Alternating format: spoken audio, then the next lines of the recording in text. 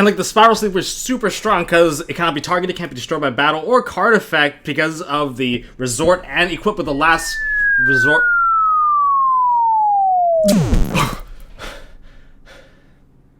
Tom?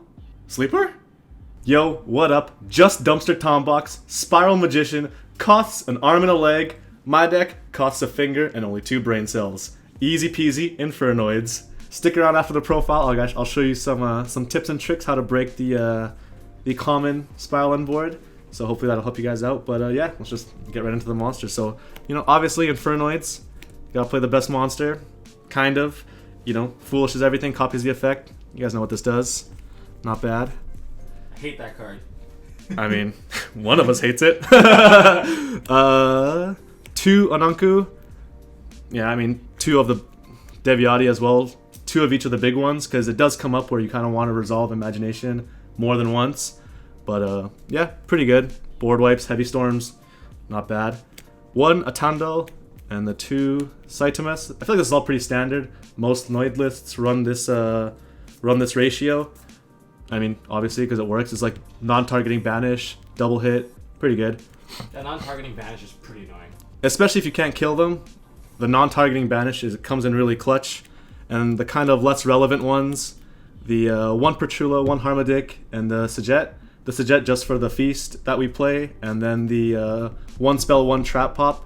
Harmadic's actually a lot better now because Orchist isn't as popular, so this used to be Antra, but sometimes you kind of want that monster pop to sort of force something out. So I do play this right now, and plus you can actually mix the Void Feast levels in a way with Harmadic that you can't with Antra. So 1 Antra, or 1 Harmadic, not Antra. But yes, that's all of the Infernoids. I think that should be 14 in total. A bit lighter, considering we are playing Monster Gate, but you don't really want to draw them as often, because they are bricks. You know, they do suck. But 2 monsters that aren't bricks is, you know, Lava Golems. That card... Sick card. That card Very sick. That card dumpstered me. Oh, God. Protected by battle, protected by card effect, can't be targeted, no problem. Easy peasy. Just Lava Golem, you know? If you Lava Golem the Appaloosa and the Sleeper, you break the Trigate just because they don't have the Appaloosa linked anymore. So it's really almost like a 3-for-1 on top of the 2 Tributed. And really you don't even need your normal summon that much. But there's some cool plays that you can do with Lava Golem that maybe aren't so obvious. I'll probably get to that later. You know, just some quick tips and tricks. Okay, so on to the spells. As you can tell, we're playing going secondless, so dice roll, who cares? Just roll Snake Eyes every time. So we'll just get started. 3 Vanishment, Spell Rhoda. You have to be careful though, it does lock you into Infernoids for the rest of the turn, so you can kind of make plays and get into links before you climb up into the like the Tierra search through Imagination or whatever else you want, but very needed because it searches one of the best cards in the deck. 3 Void Imagination. This card is what makes the deck really sick because it pretty much foolishes for 6 and gets Tierra and gets pops and potentially even gets you more fuel through your extra deck. So this card is really sick. This is how you beat most decks. This is like your win condition. So if you open up a 6-card hand, you really want to make sure that you bait out everything and try to get this to resolve while they still have a monster from the extra deck. So very nice. 3 Layer of Darkness. This is kind of more for like control matchups almost. It doesn't really come up too often in the like when the break my board type of situations, because really if you're activating Layer, they're probably going to get rid of it because of the Monster Gate threat. You know, tributing for cost, pretty good. But you still play it because it's really nuts. In a grind game, this is really what lets you out-resist your opponent, so 3. 2 of my favorite card. My favorite card. I love this card. That card. Oh my God. One of the ways I lost. Makes rogue decks less bad. Really, I mean, sometimes your opening hand is just really bad. You just try to play through whatever you can and just slap this, wait a couple turns, resolve Imagination. They can't ash you. They can't do anything. They can't even stop your Tierra. So you really want to play this card. I don't know. No one really respects it anymore. It's not as popular, but Mystic Mine, super sick card. I played it in every deck. Don't care. And then more copies of Mystic Mine and Lair. You know, can't say no. 2 of that's probably not as common. I think everything else has been pretty standard so far, but Double Rekindling. This card's really nuts sometimes. It's definitely win more. So if there is something to to swap out of the deck list, this would probably be the first 2 cards that I would think of taking out.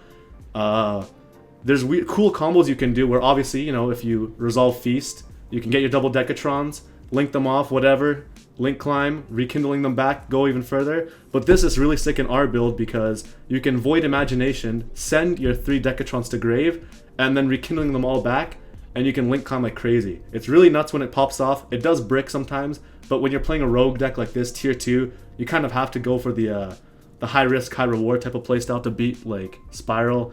You know, I mean, they're meta for a reason. You got to play the big cards with the big risks to try to win. So 2 rekindling, 3 monster gate, definitely necessary. I mean, you build your whole deck around it. You don't play hand traps. You don't play any other monsters other than Decatron. Super necessary. Not much to talk about. It's just, I'd say it's pretty standard in going second lists. Fuels up the grave. And the last 2 spells, obviously we're going second, so double mind control. I mean, it's at 2, you can only play 2. I'd play 3 if I could. Card's pretty insane. But yes, you need cards to help break boards, and these cards help you get there. So, and lastly, the traps. You play the least amount of traps, obviously it's a going second build, but these are actually some of the most important traps in the deck. The one of Void Feast, ironically, is probably the least important card in the deck, really. You only have it there for like control matchups where your imagination's dead, because I don't see Subterror link climbing into Boral anytime soon, but this is just there so you can actually have a chance against control decks game 1, but you don't really use it that often. You really just want to search imagination if you can, but it's in there. Another target. The best going second card right now, I think, evenly matched. Really insane because honestly, if you just bait out the Trigate, they have no other way to deal with it other than just leaving Sleeper on board, and they'd have to get rid of the Resort as well. And at that point, you're dealing with like the 2 pops and maybe a Rescue in the grave to special out Master Plan or whatever else they have. But this card is super necessary. If you see it with one other side card, you probably have broken the board. I wish I could play it at 15. Brick even harder than Noid already does. And lastly, you know, 3 impermanents. What else is there to say? Sometimes you just kind of need it. It's a trap that you can activate from hand, so it's not really a trap, but yeah. This, honestly, most times against the standard sleeper board of Appaloosa, Trigate, you know, Sleeper, all that other stuff, you kind of want to use it on Trigate just so you can resolve your other stuff, because Appaloosa only negates monsters, and you really don't need too many monster gates to resolve, or monster effects to resolve, because you'll just get your Tierra, whatever, you have everything in grave already. But you usually want to use this on the Trigate. Can't use it on the Sleeper, obviously, because you can't target. You can try, if it happens, you know, accepted game state, but use it on the Trigate. That's pretty much all the traps. And onto the extra deck. The 2 Tierra. I mean, what else is there to say? What else is there to say? The homie. They're not ulti. That's the what I'm gonna say. That's the homie right there.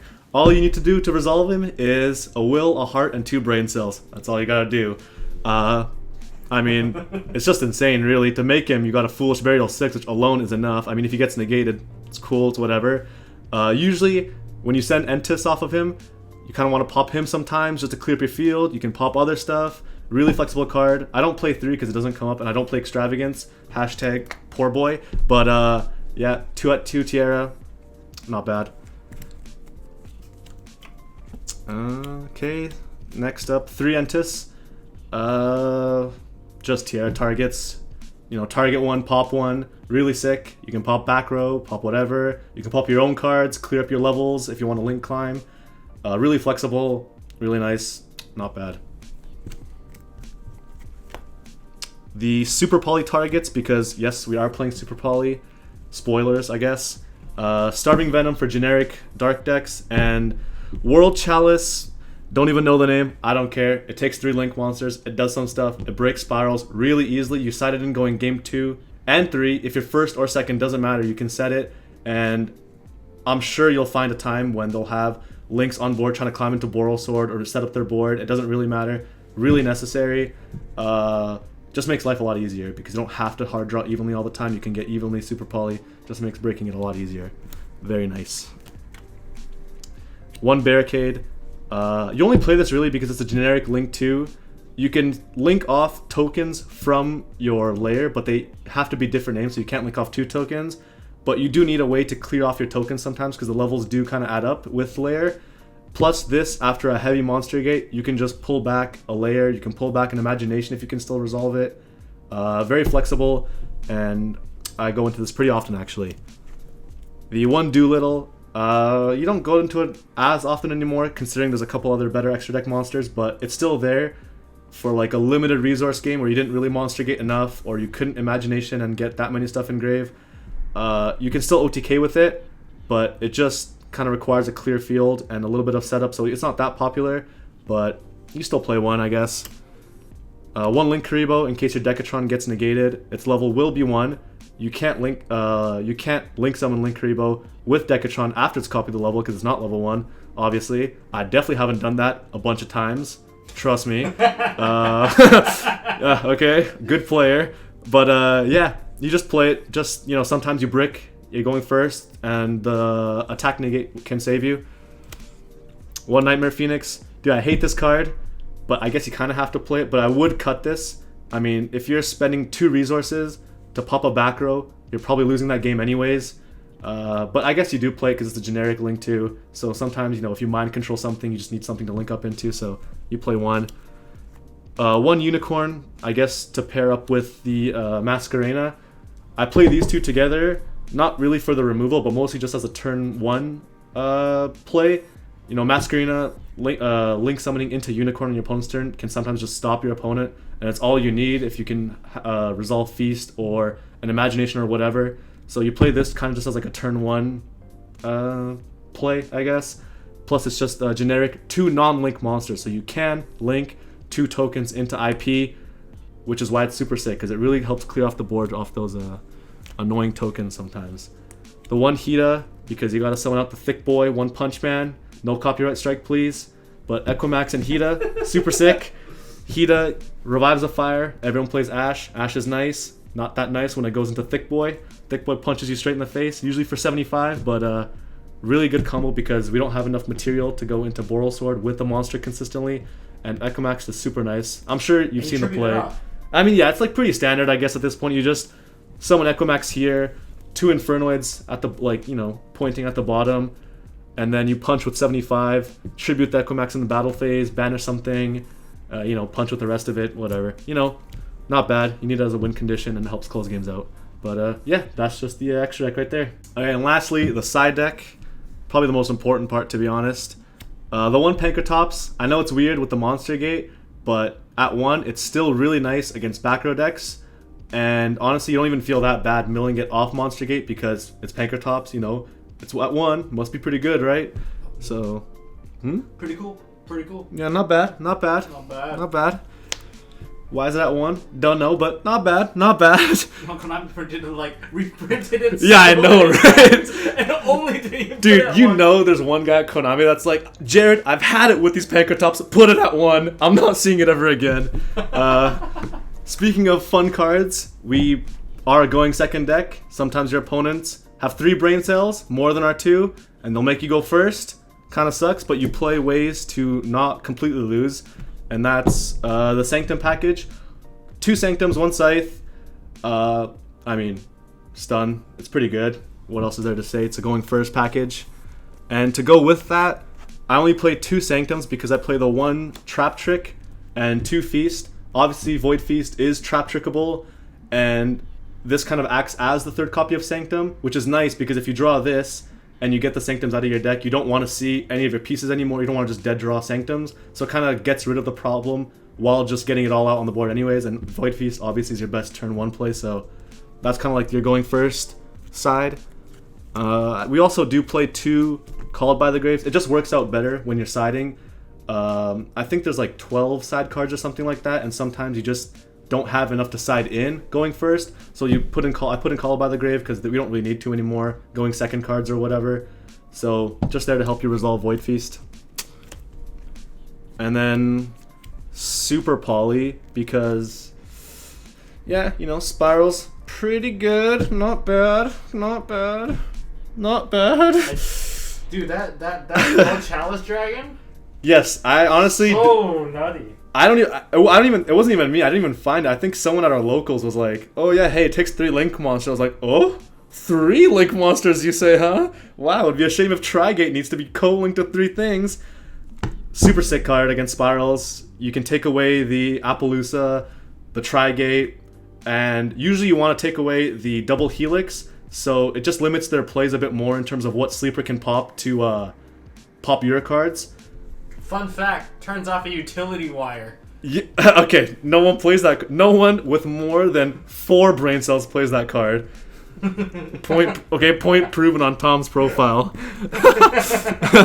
It's actually not bad. And finally, quick edit. 3 Twin Twisters. You know, you still gotta play. It's a staple, honestly. There are a lot of back row decks now. Altergeist is doing really well. And you just need something to deal with Floodgates. Pretty obvious, I guess. But, you know, yeah, that's pretty much it. Side, extra, and main. Stick around, I'll teach you some spicy tips and tricks that doctors don't want you to find out about. Stay tuned. Hey guys, Tombox joining in on Phil's profile that I really hate. Okay, so this is the board that typically you'll see Spyral players build up. You have Appaloosa, Nightmare Phoenix protecting everything from battle, Trigate Wizard, triple co-link giving him the Omni negation with Banish, and we have usually this card is this. It's the Helix, but it can be a Cerberus if they extend one more monster, yes. and they're not playing utility wire, which most people don't. It's just a commitment that they don't want to make. Yeah, I guess so. They're not engaged. Which is interesting because Cerberus here actually does make it a little bit more annoying. You can't Entis pop stuff. Yeah. But usually by the time you're getting to Entis and Tierra, doesn't really matter. Yeah, because most things are already gone, yeah. And Sleeper, of course, triple protection, cannot be targeted, destroyed by battle or card effect. That's the gist of it. So how are you breaking this board? And what are the combination of cards that you're using? Well, it's not really a combo video, you know? If you have more than the IQ power of a hamster, you just resolve this card, hopefully, and win. But to get there is the problem. You know, that's the part they have to navigate, how to get to this, or even if you see this at all. So usually you want to open at least 2 of the break your board cards, and hopefully some way to get to Imagination, whether that be Vanishment, Imagination itself. Even Monster Gate is a pretty good alternative because if you get a deep mill, you'll get a decent amount of monsters drawn. But any combination... Milled into the grave. Milled into the grave, yeah. But any combination of these 2 should usually be enough to do something to the board. Okay, start with the Lava Golem. So Lava Golem... Which are your 2 that you want to get rid of? Just slap them out of the way. You just want to get rid of these 2. They have no interactions left. Now, they have nothing. So these are gone. Trigate is not linked to 3 things. Sleeper is gone. Resort, you're protecting double Helix, I guess. Who cares? But it's important to summon Lava Golem here, because if you do end up comboing and killing them, summoning Equimax with its arrow pointing down will get the attack boost from the Lava Golem. So either putting Lava Golem here or here, depending which side your opponent comboed on, can come up in situations. But Lava Golem is really sick to see. I want to add one thing. Now, if your opponent is playing Where Art Thou, you probably don't want to kill this Lava Golem because the damage range you need now is actually shorter. And I've definitely never, ever in my entire life guaranteed Phil Promise have ever missed lethal by letting Lava Golem live, okay? Trust me. Never. So, don't kill the Lava Golem, because that's 1,000 extra damage. Punch something that's smaller, and then on the standby phase, Lava Golem should finish them off if they play Where Art Thou to search out Magician's Soul. Yes. Yeah. Not bad. Pretty clear. So Lava Golem, honestly, by itself can clear the whole board, but you don't always see Lava Golem, so sometimes you might see something like, I don't even know, maybe Mystic Mine, Mind Control. Even Mystic Mine, Mind Control is not bad. It doesn't seem as strong initially because if you do use the Mind Control, you want to use the Mind Control on the Trigate to force out the Omni Negate. So now you're not worried about that. They only have monsters and pops. So when you activate the Mystic Mine, they're almost forced to use the Sleeper to pop it, or else they're locked into Mystic Mine and you can combo pretty freely. Usually this might be a bit on the weaker side, so you would want to draw Imagination with these, or some way to mill, because Imagination is a continuous spell. If you do activate Imagination, they can chain Sleeper to pop it, and it won't be able to resolve because you won't have the opportunity to activate it. So just think of that. Always prioritize getting the Sleeper pops out of the way, getting the Omni Negate from the Trigate out of the way, just so you can activate Imagination safely and resolve it.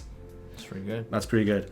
What about the evenly matched and impermanence? Evenly and impermanence is a bit tricky actually, because a lot of players these days, when you activate evenly, they'll clear off everything except for the sleeper. So everything will be gone except for the sleeper. And imagination has a condition where you have to control something special from the extra deck. It does kind of conflict, but if you think about it, clearing everything at the risk of not being able to resolve imagination, you can still void banishment into void feast. The Spyral player would have to have another rescue with a master plan engraved to pop it, but if you open up evenly imperm, it's even better because you can just evenly clear everything, imperm the sleeper because the resort is gone, and then hopefully you have some way to monster gate, some way to void banishment, maybe even layer, like normal summon Decatron, layer, tribute the thing for cost, and start banishing stuff. Once you break their initial board, it's really easy to maintain control with, banishing their master plan, banishing super agents, things that they can revive back, and then it's pretty much game over from there if you can get to that point. Alright, so quick demo on how to progress after you've broken the board. There's an extra monster zone monster. In this case, it's Appaloosa, 4 negates, whatever, it doesn't matter. The first thing you'd want to do is activate Imagination, use the effect, send to grave for cost, summon the Tiara using monsters from the deck. So in this case, because we have the Rekindling, the play would be to send the 3 Decatrons to the grave, as well as the 2 Ananko and Deviati, plus a 6th one. Cytimus doesn't matter, just so you can get the plus later on, but this is what we're going to do for now.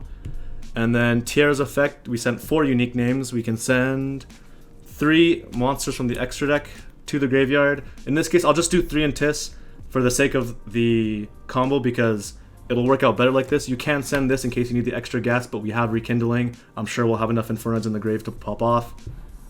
Chainlink 1, 2, 3.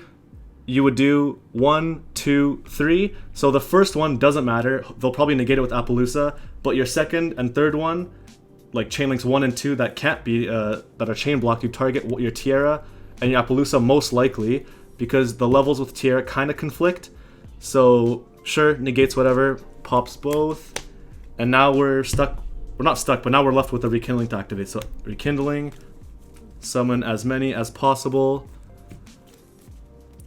Now Chainlink 1, 2, 3. Decatron will activate. Doesn't really matter what you send. You can just send 3. It's pretty much fodder at this point. So 3 just Infernoids to the grave. And at this point, you just have free reign, really. You can link 2 Decatrons, into IP. I mean, if they have an Ash or something, you can always go into Hita, but for the sake of the video, just say that they don't have an Ash, they're playing whatever. IP, you can link IP and Decatron into Thick Boy, good old one punch, Echomax. He does need 1 link monster to be summoned, so that's why we do the whole link up thing. And then from here, it's really just game, honestly. You banish 2 Decats or 2 Infernoids, summon a level 8 or lower. You don't want to summon the big guys yet. And then you can summon or banish 2 more, and really anything will do. The Cytimus, and this alone is like over 10,000 or 12,000 or whatever. Though Echomax will punch for 75. In battle phase, you can tribute it for cost, banish anything, doesn't matter, and then you'll punch for 26 and 28, which is 54, which 75. They're dead. Quick math. They're dead, okay? They're dead. That's a lot of cauldrons of the old mans to be surviving, okay? Yeah, they're pretty much dead at that point. But something interesting, I guess, is players will greed on the Nibiru if they do have it. So in this scenario, when you summon the first Atondel, you still have level 8, you still can summon. What you can do is you can banish an extra Infernoid compared to the 2 that you did. So instead of Cytimus, you can make where is it? Deviati, yes, Deviati for the monster negate. So if they do what's it called? If they do Nibiru, you can negate it, and then again banish 2 more, and then you make your Cytimus, and you can pop off again. So just keep that in mind. If you are playing against this deck for whatever reason, someone decided to play this deck. I don't know why. This deck kind of sucks, but Nibiru them when they're here, before they have a chance to get the Deviati out to negate the Nibiru and continue popping off. But that's pretty much it. Once you get to Imagination, you can pretty much kill them most times. It's Yeah, I think I've died every time you resolved it. Every time. It's not bad. It's not bad. Yeah, anytime that thing resolves, it's like they win the grind game. Spyral doesn't have an epic grind because all the gas is dead. Especially if you somehow don't kill them. Let's say this is like, I don't know, maybe you barely manage to break through. You don't have the resources. If this is like Doolittle or whatever, you know, you can still do damage, but things like Lair, things like the DD Crows, you'll always be able to outvalue them because Spiral's grind game is somehow even worse than Infernoids grind game. So yeah, it just works out, you know. But just be careful not to link summon into something with Vanishment activated, because Vanishment will lock you to Infernoids, so you have to think about that when you're trying to go for a game. If you Vanishment, you can't go for the Crusadia OTK, so just think about that in your plays. Rulings? Rulings? I definitely haven't cheated on that one. Okay, yeah. That's pretty much it. Go easy on me, you know? I'm not used to being in front of a camera. Kind of nervous, but Dumpster him, people. Squad! Squad, get him, squad! Yeah. No, I got bodied at locals by this guy, and I was like, damn, oof. best deck gets 2-0'd. Listen, okay, it's payback for all those LPs, all those Agrippanes, all those Legionnaires, all those Diabloses, all those Seyferts. Oh, dude, feels good. Feels good to sometimes win. Finally, you can open with a hand with more than 4 cards. No, you can't. Sometimes you open 5 and friends like, yeah, this deck sucks. Oh, I mean like Legionnaire ripping your head apart. Oh yeah, dude, thank God that card's not a thing anymore, you know? Oh. Actually, no, hey, shuffle my bricks back in. Well, we'll see about that in a couple videos later.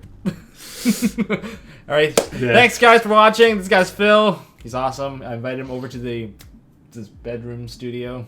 Yes. And yeah, if you guys like this video, hit that thumbs up. If you guys like Phil, you guys like this guy. Come on. What's not to like about this guy?